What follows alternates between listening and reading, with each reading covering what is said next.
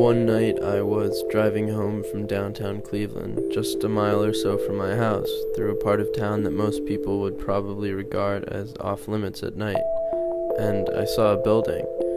It was lit up but looked really old and important. Something about it seemed special, but I realized that I knew nothing about it. And then I started to realize that there's some sort of barrier in Northeast Ohio.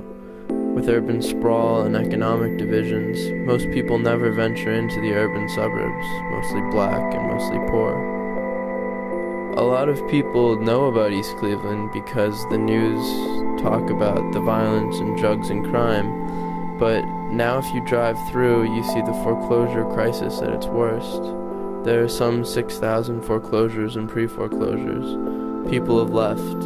It's like a ghost town, and it can be depressing. It's hard to believe that this was once where Rockefeller made his fortune and where the richest people in this part of the country lived. I decided to get out of my car and talk to people, and their stories were remarkable. Within all the depressing constraints of the city, they had amazingly positive stories.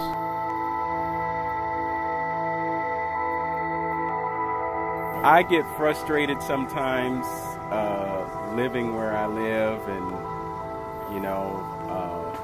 I walk through Bracknell, and I've noticed the contrast when you walk under the overpass, and it's so interesting to me that you could have such a huge gap. I mean, you've got yachts and mansions and all of that, and it sometimes it seems like there's the people that live there are so isolated and so insulated that they can live their lives with no awareness of what's going on the other side of the freeway.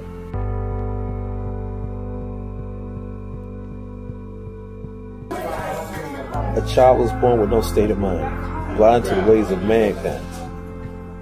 And my mom quote the whole verse. Boom. That's it for rap.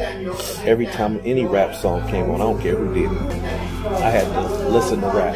I love rap after that. I do the workshop.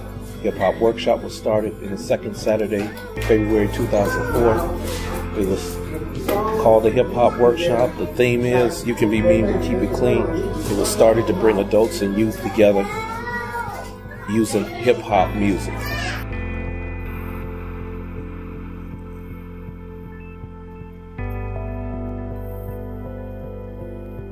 My father always told me you have to work for everything you get. I'm not giving you nothing but one suit, one pair of shoes, one pair of socks, one coat, one hat, and then all the rest of it you're going to have to buy yourself. So he showed me how to go out and make money.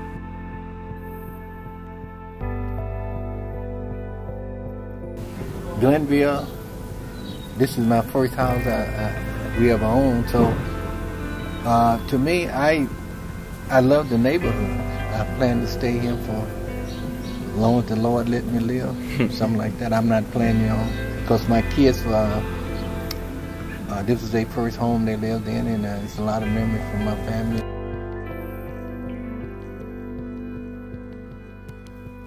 I've been here about 39 years. I was the third black family to move on this street. The young lady I was talking to just now, she just moved here. She just bought this house. I say, I like East Cleveland.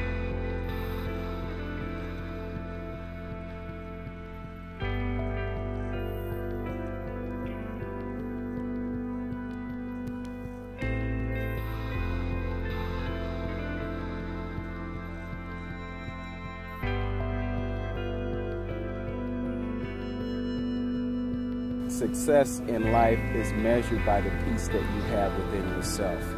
And I don't think it matters whether you live in a mansion or you live in a shanty. If you have that peace within yourself, that's really more important than anything else.